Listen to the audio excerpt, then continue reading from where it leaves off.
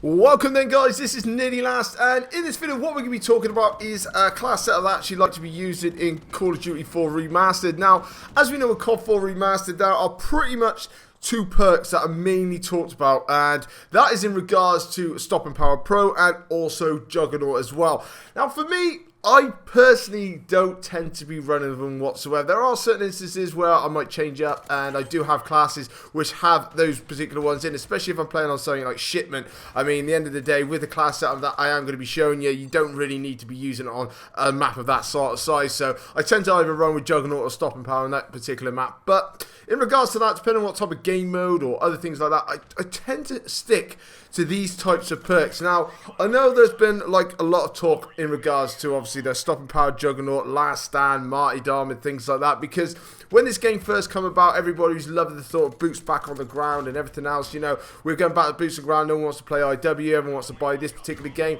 Once this game actually come out, there was a lot of negativity surrounding a lot of these certain perks. I mean, everybody wanted it exactly the same kind of way, but obviously these kind of things are very, very overpowered. It does make the game maybe a little bit unbalanced, but for me personally, I don't feel the necessity to actually have to run with them whatsoever. I really, really don't. In this gameplay that you're seeing at the moment, I am running with the particular class that I'm just about to show you right now, and I personally don't seem to have too many problems with it. Okay, I have certain games where things don't go well, but I think that pretty much happens with every kind of player who actually plays this type of game as well, because there are plenty of ways to actually die in one house. So let's just run you through the class setup that I'm actually using in this particular gameplay. We have the M4 carbine. We're going to be using that with a suppressor.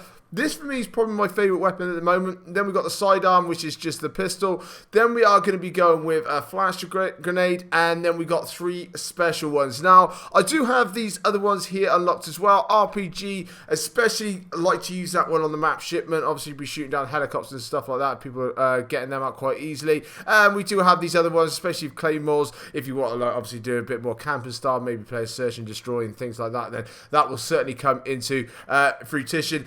Extra ammunition magazines as well, that's another very good one as well, especially when you're using the M4. Obviously this has got quite a bit of fast fire rate, and if you're going on a nice little bit of runs, that could come into play quite nicely as well. But the ones that we're mainly be focusing on is this. Obviously, as you can see, I am using the UAV jammer. Now, personally for me, I quite enjoy using this. Okay, Juggernaut does help you keep you alive a little bit longer, and then we obviously have Stop and Power Pro as well. Now, with Stop and Power Pro, obviously this is probably most people's favourite, along with Juggernaut as well. But one thing I do find with this game is that obviously we are set to the score streaks that we, or kill streaks shall I say, that we actually particularly use in this particular game. And obviously we've got the UAV, which is highly spammed. Obviously 3 kills in a row, everyone activates a UAV, and everybody knows who plays this game, there is always a UAV. Now, once those UAVs comes up into the air, a lot of people then are obviously running with Stop and Power as well. So as soon as people are finding you straight away, obviously they can get a shot on you, and you're pretty much destined to die straight away. So what I do tend to find is by running with the UAV jammer is a lot better way to go. Now, the reason that I say this is because if you can sneak up onto people and they do not know you're coming, because a lot of people are expecting you to flash up on the radar because they're expecting you to use those other 2 perks. If you're using the UAV jammer, using a nice little corners, creeping around, getting up into the enemy spawns, you can get through people very easily, and I can guarantee pretty much that you will die less times by the way of a UAV and people knowing exactly where you are than what you will do by any of these 2 particular perks. Now, that is just my personal preference, but from playing the game, I much prefer it in that kind of way as well. Then we're going into perk number 3. I'm personally going with steady aim. Obviously, I'm trying to get up into the builders, get up into the spawns. Because I'm running with the M4, then what I try to do then is hit fire some people, get up into those close quarters, so I prefer that. There is obviously Last Stand, which, you know, a lot of people tend to use. I find that one highly frustrating. We've also got Eavesdrop.